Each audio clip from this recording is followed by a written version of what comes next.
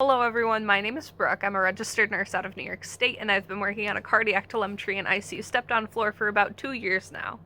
I'm about to graduate with my bachelor's degree in nursing, and in hopes of increasing my community care skills as a nurse, this video is for public education on a very important topic.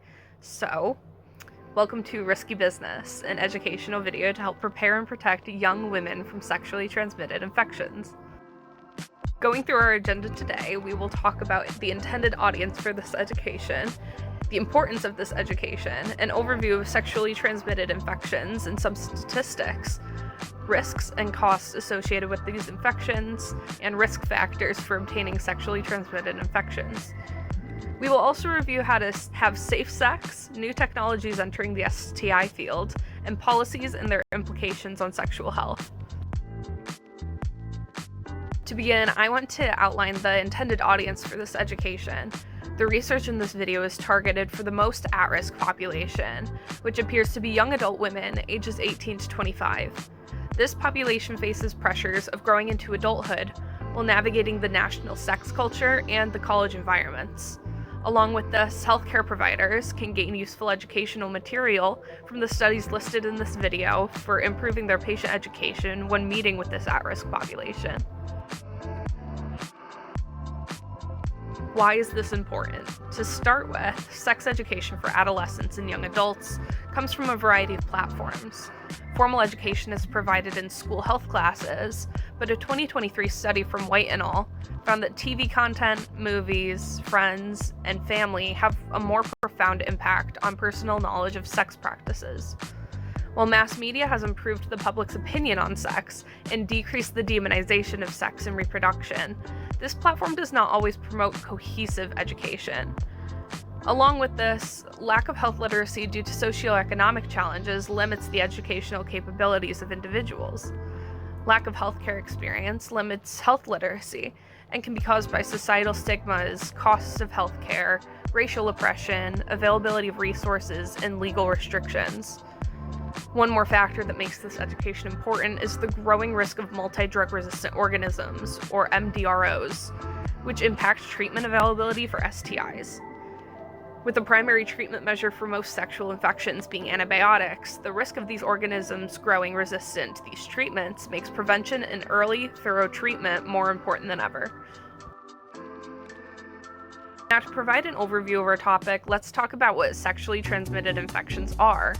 STIs, formerly sexually transmitted diseases, or STDs, are a group of over 35 infectious agents that can spread through contact with a variety of body fluids. Contact with body fluids can occur through multiple forms of sexual contact, such as through vaginal, anal, and oral sex. Many people are ignorant to the fact that STIs can be spread through activities other than penetrative sex.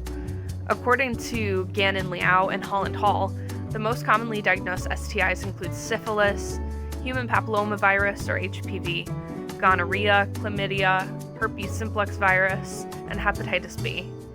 Human immunodeficiency virus or HIV is another common STI, but this education will focus on the treatable infections due to HIV being a separate epidemic of its own.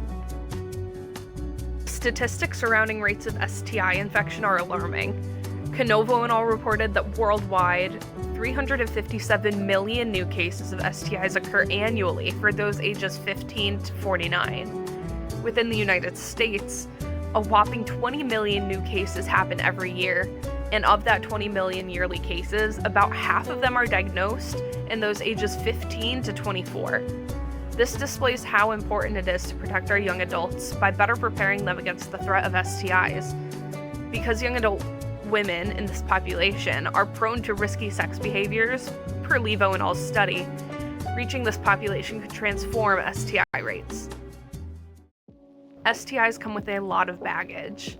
The common initial symptoms of symptomatic STIs can include vaginal discharge, ulcers on the genitals, and lower abdominal pain or cramping, but not all of them are symptomatic. And left untreated, Wagmer and Jaju explain some of the systemic side effects of these infections.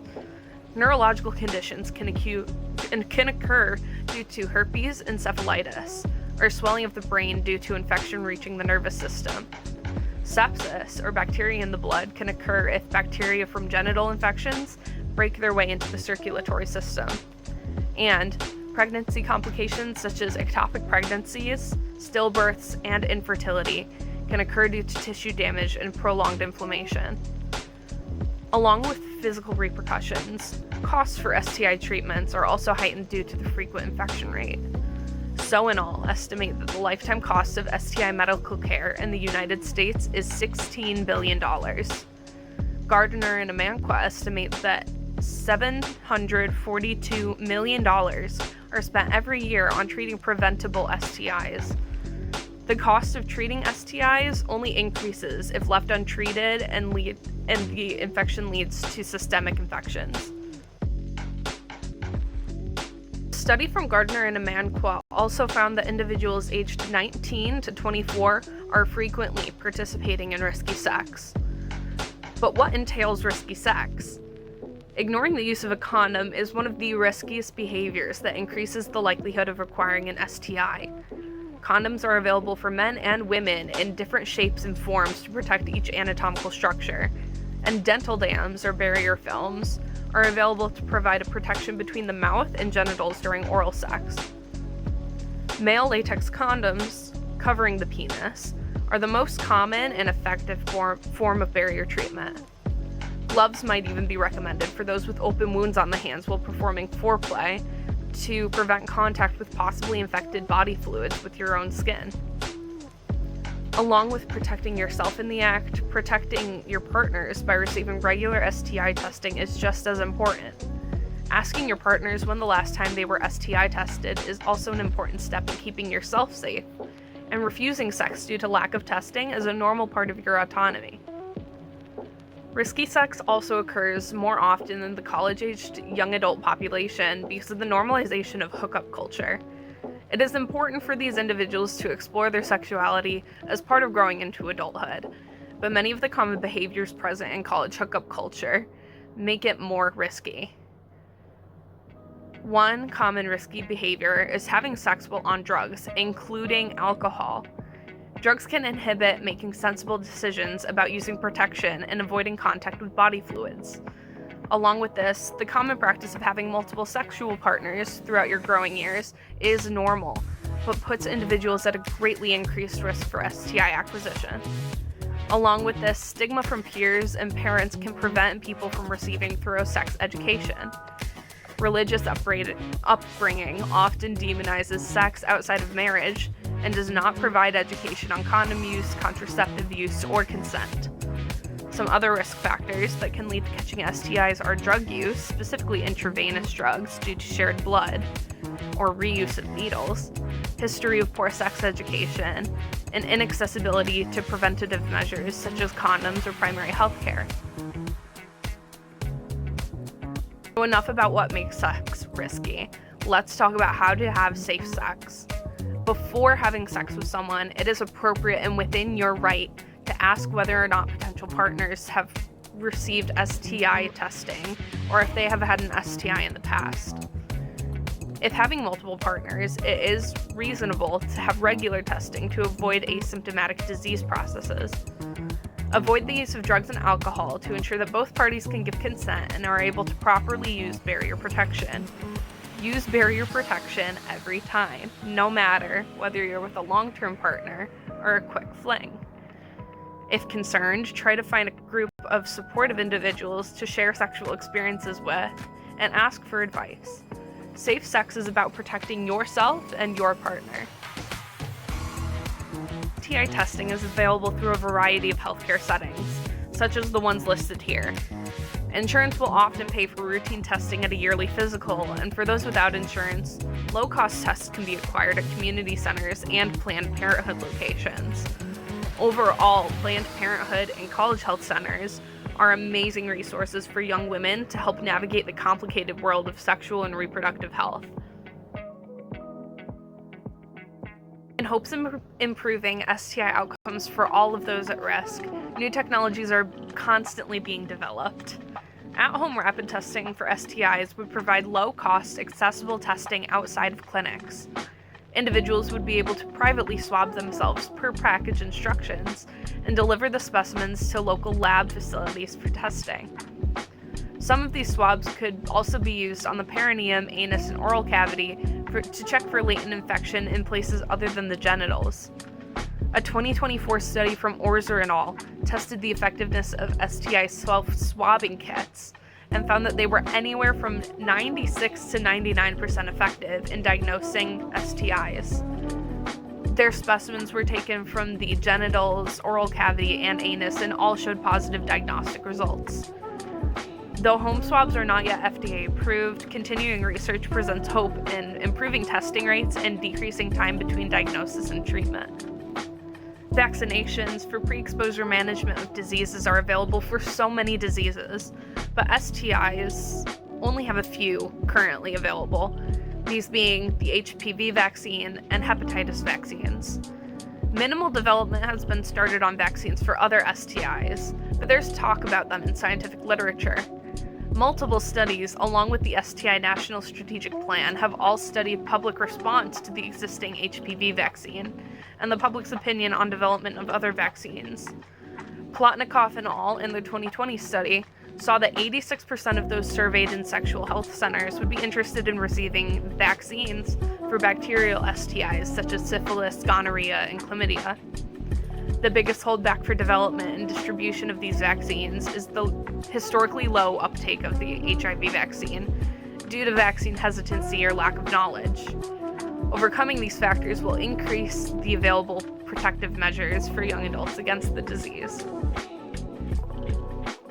There are a wide variety of policies and government plans that have been put out that can either improve the landscape of sexual health care or potentially limit it. The Office of Infectious Disease and HIV/AIDS put out a STI National Strategic Plan outlining ways the federal government and local municipalities can enact changes through a range of policies and procedures. Two proposed acts, the Real Education for Healthy Youth Act and the Youth Access to Sexual Health Services Act, will work to fund education in schools and universities that promotes sex-positive ideology instead of abstinence, while also supporting public health systems that provide low-cost sexual and reproductive health care. For adolescents and young adults receiving STI testing, most states have laws aligning with HIPAA regulations to assure that these people can consent to STI testing and receive treatment without parental permission and without itemized billing to the health insurance holder. Please look into your state's laws to ensure you are not in one of the few states that shares testing results or itemized bills if you have confidentiality concerns. Title X and Title V are harmful to sexual and reproductive health care. Both titles, passed in 2019, work together to cut funding from sexual and reproductive health care facilities and allow certain states to give out private health information when minors are receiving STI testing. These bills also promoted abstinence-only sex education in schools, which has been proven to be harmful to young people's perceptions and actions regarding safe sex.